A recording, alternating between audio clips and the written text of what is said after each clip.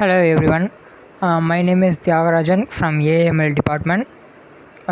Today I am going to discuss about MLP for non-linearly separable data. This program we are going to discuss. Um, in this program, first we have to declare and import packages. Let me import NumPy, Pandas, and Matplotlib for plotting. These are the packages we have to import, and this program involves an XOR program which is exclusively OR. This logical operation operates when two inputs are true, the output will be the true. When the two inputs are correct, actually predicting, we get the output correctly.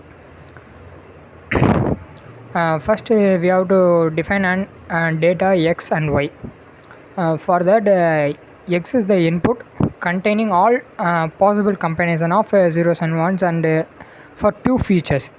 Y is the result for XOR operation on each input combination. Okay, this MLP we have to define number of input features, number of output features, number of hidden neurons, and the number of training samples, then the learning rate that we have declared here. Learning rate which controls how much weight are adjusted, that during our training how much weight we have to adjust, so that we are defining an learning rate. Let me initialize another two weights, which is here given W1 and W2. These are the weight matrix for hidden and output layer respectively. For W1, W1 is an hidden layer weight matrix, and W2 is the hidden layer, is the output layer weight matrix that we have to initialize randomly. Next we use a sigmoid function. Here we have a formula, mathematical formula for sigmoid, which is sigmoid of z is equal to 1 by 1 plus np dot exponential of minus z. This sigmoid function using a S-shaped graph. For visually we can represent the data. And then we have an MLP program activation function. Then we have two propagation, which is a forward propagation and a backward propagation. We are using in this MLP program. First we have to define a forward propagation function. In that we have to take weights and input as argument. Let us calculate the weight sum of input for a hidden layer. We have to calculate an weight sum of input for hidden layers, and that can be denoted as z1 in this function. It applies sigmoid function to z1. Let me apply the sigmoid function to that z1 variable we are declared. Next we get an activation on a hidden layer, that is represented as A1. Let me repeat the process for output layer. Now we are going on with the hidden layer, we are passing to output layer. Let me repeat that process.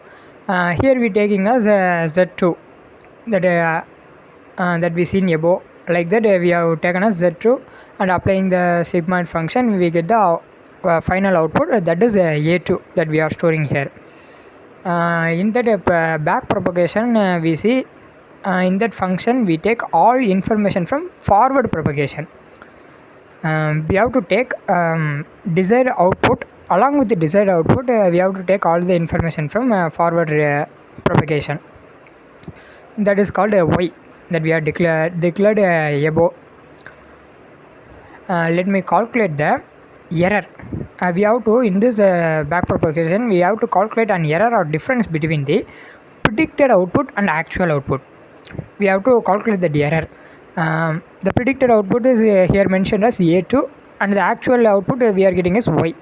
Let me calculate the difference, and we have to calculate the adjustment needed for weights.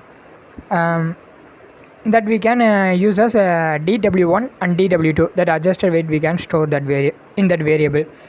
And as usually we have to update the learning rate. Here LR is given, that weight you have to use and run this. Next, the important step is MLP training program. We can train the MLP model. In this training, we take weights, data, learning rate, number of iteration. These are the arguments we have to given in the training session. Here we have to mention the epochs if needed. Epochs is an iteration for a specific number of times. How many times it have to iterate itself for giving data, for giving as input, we have to mention that in epochs. For that, each epoch it also perform a forward propagation to get a predicted output. Okay, then it calculates an error, which is average squared error between the predicted and desired output, that we have to calculate it. Then we have to store the loss for each epoch in the losses list that we are mentioned here. In that losses list we have to store that. Then finally we have a function called prediction function.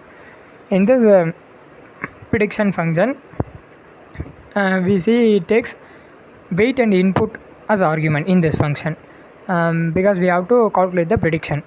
For that, we are taking that we have to perform forward propagation to take a predicted output that we see in the training. Using weights, we have to perform that.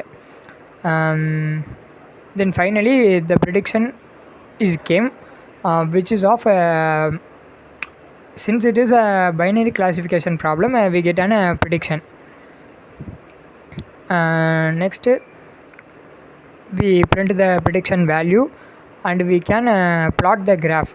The graph is the losses list. That losses list we can visualize using the plot method. And this is the program we are discussed in MLP. That's all, guys. Thank you for watching. Thanks a lot.